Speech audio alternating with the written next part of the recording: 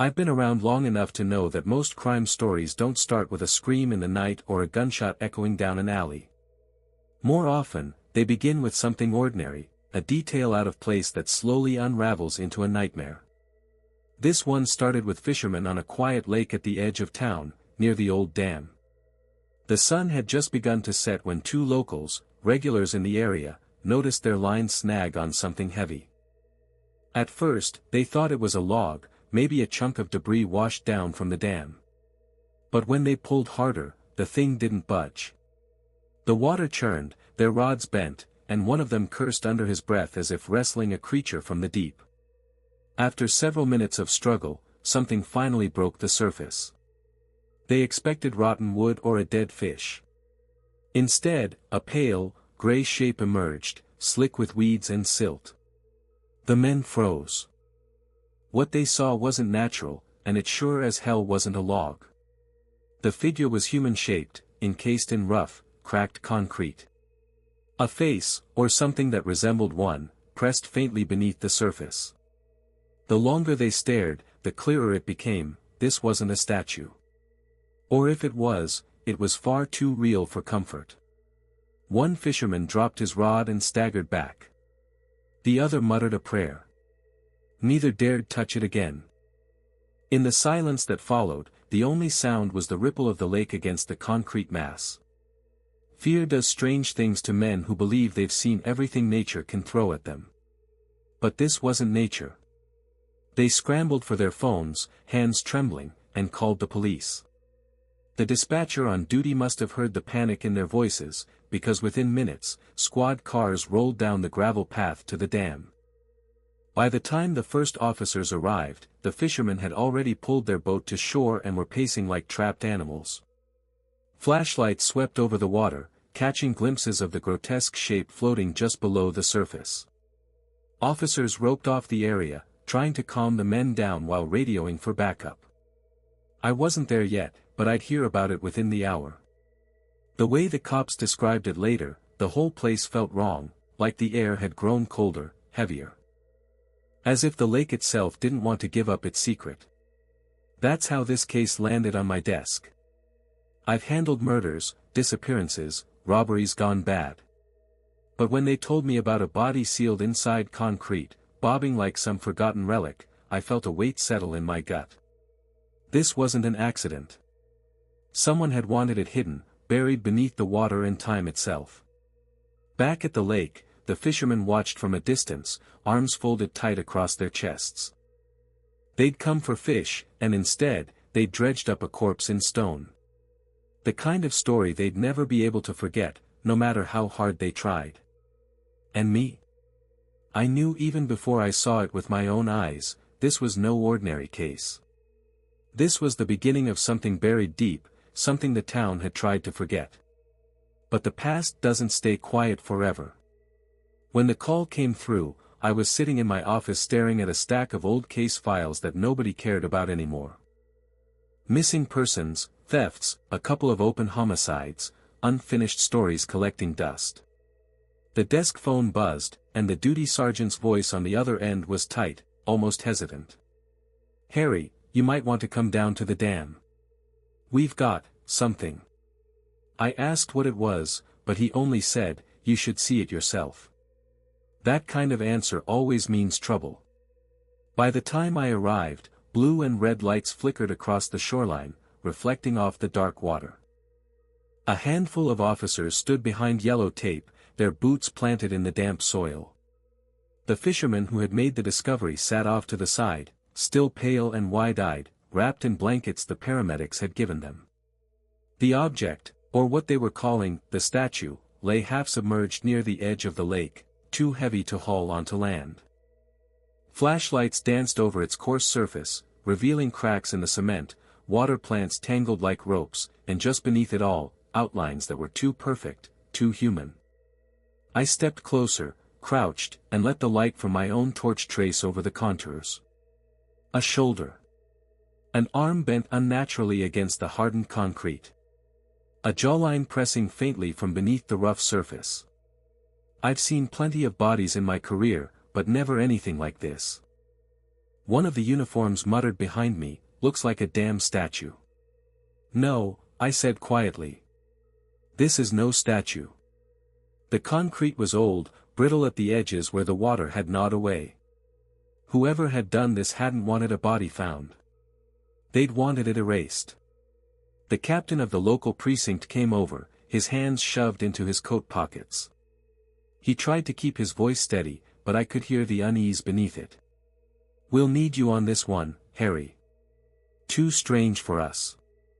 Feels deliberate." I nodded, though my eyes stayed on the figure. My mind was already racing. This wasn't just some crime of passion or an unlucky accident.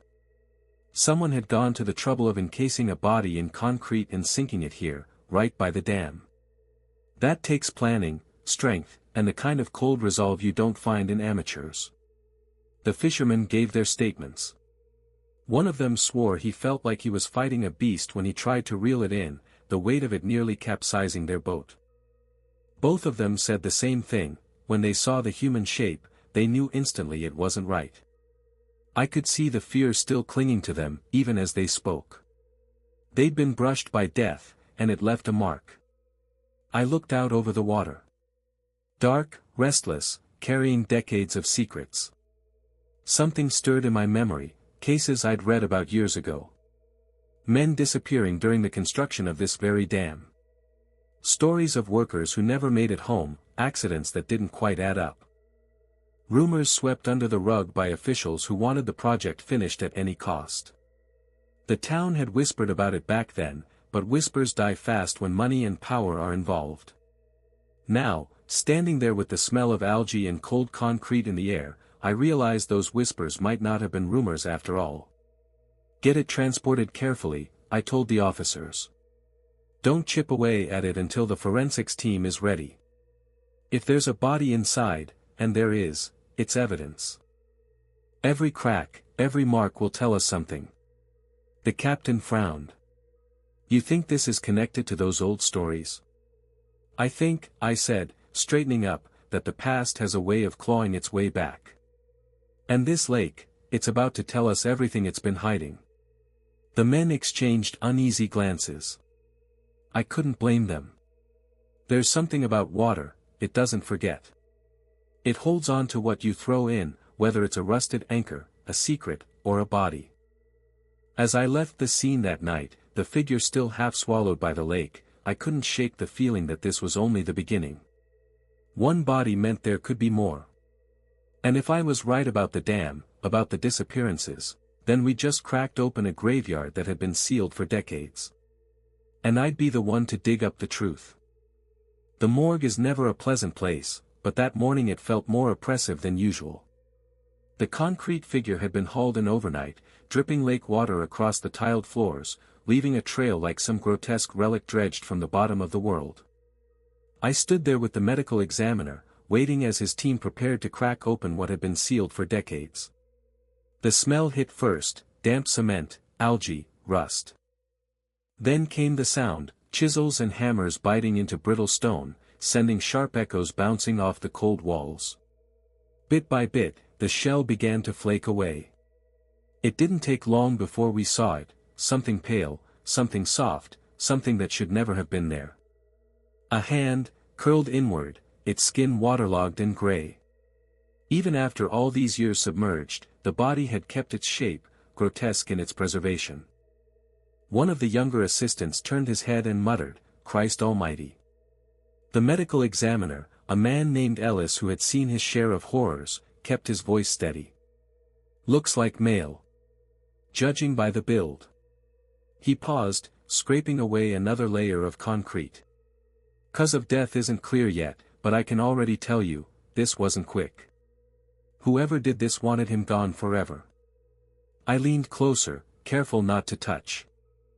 The cement had been poured thick, sealing the man in like a coffin.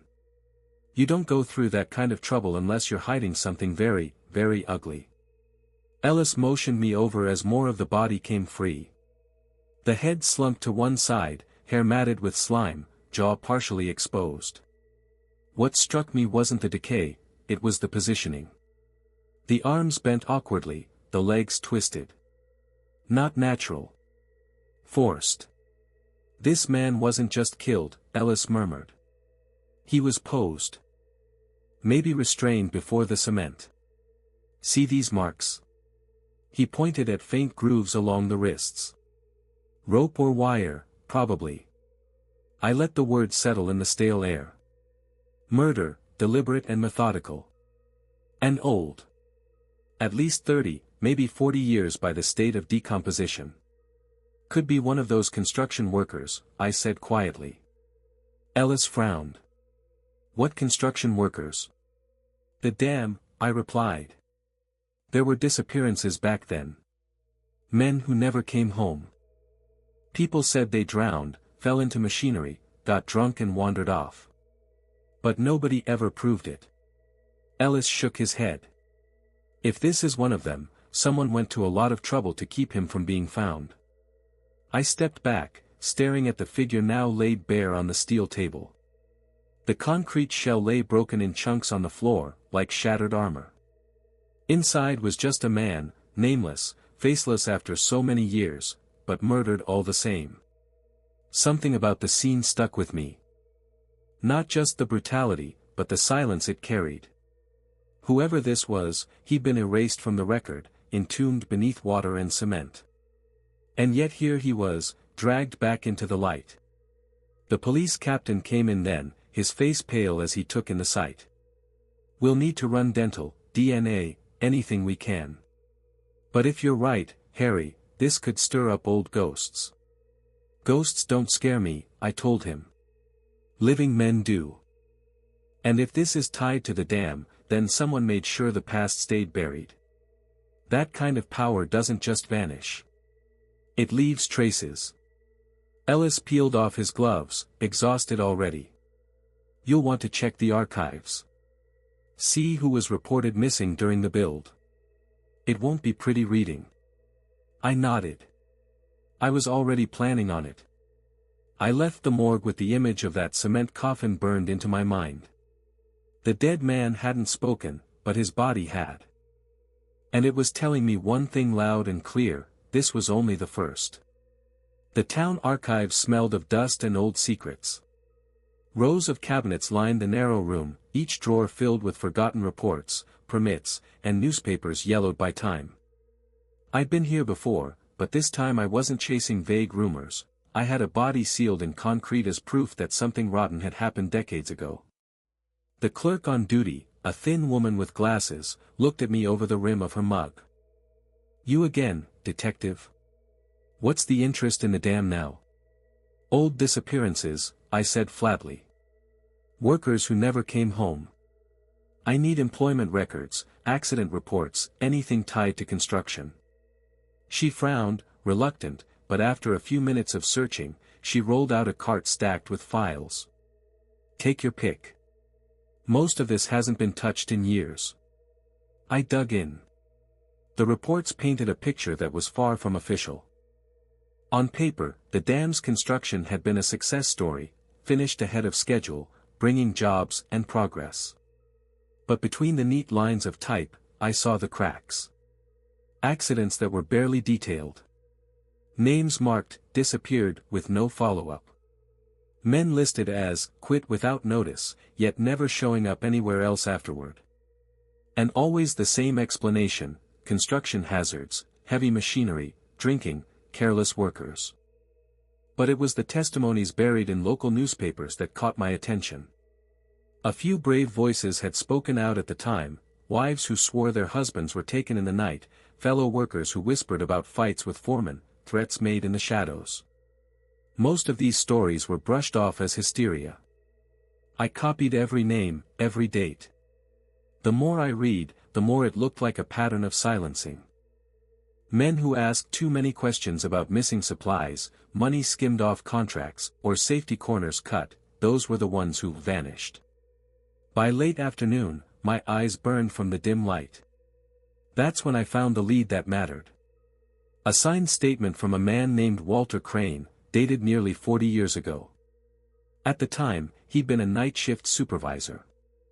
In his testimony, never formally investigated, he claimed that men were being taken by company security after dark. Hauled away in trucks. Never seen again. I tracked him down that same evening. Walter was still alive, a brittle old man now, living in a retirement home on the edge of town. His body was frail, but his eyes still carried fire when I mentioned the dam. "You're digging in that muck again," he rasped, his voice thin but steady. I told them what I saw. Nobody wanted to listen. "Tell me anyway," I said. He leaned back, staring at the ceiling as if watching ghosts on the plaster. "We knew things weren't right. Too much money going missing. Guys who tried to speak up, next thing you know, they were gone. No goodbyes, no bodies. Just gone." He coughed, took a shaky breath. "One night, I saw it myself. 2 men dragged out of the barracks, loaded onto a truck. Hooded, tied up. When I asked questions, the foreman told me to shut my mouth if I valued my family." "Who was behind it?" I pressed. He shook his head slowly. "Not just one man. It was all tied to the company, the contractors, even some of the officials who wanted the dam built no matter the cost. Too many hands in the pot. They covered it up, and they covered it well." I showed him the photograph of the concrete-encased body. His lips tightened, his eyes wet with something between fear and vindication. "That's what they did," he whispered. "They didn't bury them in graves. They sank them in stone. Thought no one would ever find them." His hand trembled as he reached for mine. "Don't let them bury it again, detective. Don't let them." I left the retirement home with more weight on my shoulders than when I'd arrived. Walter's words confirmed what I already suspected: this wasn't one murder, it was a system. A machine built to chew up men and pour concrete over the evidence. And if Walter was right, then the body we'd pulled from the lake was just one of many. When bodies turn up where they're not supposed to, you don't sleep well. I spent a long night at my desk, staring at Walter Crane's testimony and the grainy photographs of the dam under construction. The old man's words wouldn't leave my head, they sank them in stone. By morning, I'd convinced the captain to authorize another sweep of the lake. If there was one concrete coffin down there, there might be more. And the thought of leaving them undisturbed, men who had vanished without a trace, was unacceptable. The shoreline was gray and cold as the dive team assembled. Their wetsuits glistened in the early light, oxygen tanks clinking as they prepared to descend. I stood with the captain and a handful of uniforms, watching the water churn under the boats. The fishermen who had started all this stayed well away, though I knew they were watching from a distance. News travels fast in a small town. "Not exactly a vacation swim," one of the divers muttered as he adjusted his mask. "Just bring back what you find," I told him. They slipped beneath the surface, swallowed by the lake's murk. Minutes dragged on, each one feeling heavier than the last. I smoked half a pack before the first diver surfaced, lifting his mask and shouting to the boat. "Found something." The mood shifted instantly. Ropes were tossed, equipment hauled. The team went back under, this time with more precision. I felt the tension in the air tighten like a wire. The captain rubbed the back of his neck, muttering, "Christ, Harry, you were right." When the winch finally began pulling the object from the water, silence fell. Slowly, dripping, tangled with weeds and mud, another human-shaped mass emerged. Concrete cracked in places, the outline of limbs faint beneath the hardened shell. A second one followed an hour later. 2 bodies, 2 more forgotten men. The divers came ashore, exhausted, pulling off their masks. One of them looked me dead in the eye. "Detective, it's not just 2. We marked at least 1 more down there, deeper. Could be more, hard to say. The sonar's picking up shapes." The weight in my gut turned to stone. This wasn't a fluke. This was a graveyard. Reporters started circling as word leaked out. The captain barked at his men to hold the line, but whispers were already spreading through the crowd that had gathered near the barricades. People stared at the dripping shapes on the shore with horror, some crossing themselves, others just shaking their heads. For me, it was confirmation. Walter Crane hadn't been exaggerating. Men had been murdered, sealed in concrete, and thrown into this lake like trash. The killers had counted on time and silence to cover their crimes. But now the dead were surfacing. I crouched beside one of the figures, water still streaming off the rough shell. My reflection shimmered in the puddle around it. How many of you are down there? I wondered. How many stories ended with a bag over the head and a coffin of stone? The captain joined me, his face pale. This is going to blow the town apart. We'll have to bring in state authorities, maybe federal. Good, I said. Let it blow. People deserve the truth. As the corpses were loaded for transport, I caught sight of a man in the crowd, a suited official from City Hall, watching too closely, his jaw tight. He wasn't horrified. He was calculating. And when our eyes met, he turned and walked away without a word. That told me enough. The old rot that had built the dam wasn't gone. It had just aged into new skin, respectable suits, polished shoes, smiles at ribbon-cutting ceremonies. But underneath, it was the same machine. And now that we'd cracked it open, the machine would fight back. The deeper I dug, the more resistance I felt pressing back against me. That's the thing about truth, it doesn't just sit there waiting to be uncovered. People build walls around it, and sometimes those walls are still guarded. The morning after the divers pulled up the second and third bodies, I drove to City Hall. My badge got me into the records office, but the staff treated me like I was carrying a disease. Eyes dropped to the floor, voices lowered to whispers. When I asked for financial reports from the dam's construction era, I was told they were misplaced. Misplaced for 40 years? I asked. The clerk stammered and shrugged. I didn't push him, he was just a pawn. But someone higher up had ordered those files buried. Later that day, I met with a contact in the county archives, someone less afraid of ruffling feathers. Over stale coffee, he slid a manila folder across the table. Inside were photocopies of contracts, payrolls, and expense ledgers from the dam project. The numbers didn't add up. Money bled out of the project in thick streams, supplies purchased that never arrived, wages for workers who didn't exist. A tidy siphoning operation, hidden under the noise of a massive public works project. I stared at the figures until my vision blurred. Walter Crane's words came back, too many hands in the pot. And when a real worker asked why the cement trucks were running twice as often as they needed, or why crates marked for equipment never reached the site, he disappeared. Not fired. Not transferred. Disappeared. I walked back to my car with the folder under my arm and the sharp feeling of eyes on me. Sure enough, a black sedan idled across the street, two men inside pretending to read a newspaper. Their posture screamed surveillance. I lit a cigarette, stood there long enough for them to feel me staring right back. After a minute, the sedan pulled away. But I knew it wouldn't be the last time. That evening, I returned to the station. The captain looked like hell, red-eyed, jaw clenched tight. "We've got pressure from upstairs," he said, tossing a memo onto his desk. "They're telling us to pause the dive operation. Environmental concerns." "You believe that?"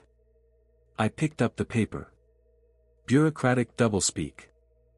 They wanted the lake left alone. "They're scared of what's down there," I muttered. "Yeah," he said bitterly. "And they've got enough clout to make it happen if we don't fight back." I opened the manila folder and spread the ledgers across his desk. This isn't about the environment. This is about money. Millions skimmed off the project, covered with bodies and concrete. Whoever pulled this off didn't just build a dam, they built themselves an empire. And they're still out there. The captain rubbed his temples. "Careful, Harry. You go poking too deep, they'll come for you."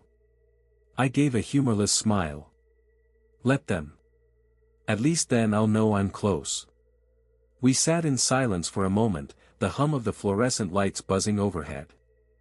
I thought about the fisherman, about Walter Crane, about the cold eyes of that City Hall official watching the bodies pulled from the lake.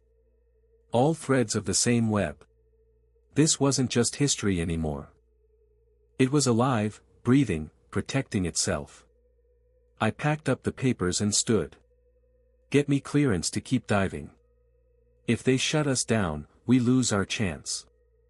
Those men deserve better than silence. The captain sighed. You've got 48 hours before they lock it down. After that, it's politics, not police work. 48 hours. 2 days to rip the lid off a 40-year-old crime before it was buried again. I stepped out into the night, the City Hall clock tolling in the distance. The air was sharp, and I knew the machine was awake now, watching me. But I wasn't backing off. Not now. Not ever. The deeper the case went, the more the past clawed its way into the present. With every file I uncovered, with every body the divers dragged from the lake, I felt the noose tightening, not around me, but around the people who had built their lives on silence. Names began to emerge from the fog of history. Contractors, foremen, businessmen, men who had once run the dam project with iron fists. Most were gone now, but a few still lived, old and polished, wrapped in respectability like a second skin. They owned companies, sat on charity boards, posed for photographs with mayors. The world saw them as pillars of the community. I saw them as executioners. One in particular drew my attention, Charles Hensley. Back in the 70s, he was a mid-level supervisor on the dam. Now, he was a wealthy real estate developer with his name etched into half the buildings downtown. His money smelled of clean contracts and philanthropy, but the paper trail said otherwise. His name showed up again and again in the payroll records, tied to ghost workers who never existed. I requested an interview. His secretary tried to push me off with polite excuses, but I showed up anyway. Hensley lived in a mansion on the hill, the kind of place where marble staircases and oil paintings disguised the rot underneath. He greeted me himself, dressed sharp, silver hair combed back, a smile too thin to be genuine. "Detective," he said smoothly, "what can I do for you?"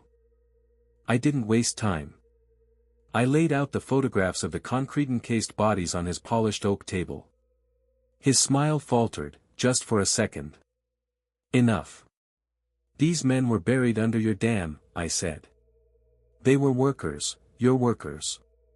Some of them started asking the wrong questions, didn't they?" He picked up one of the photos, studied it, then set it down carefully. His voice was calm, but his hands betrayed a faint tremor. "You're chasing ghosts, Mr. Harry.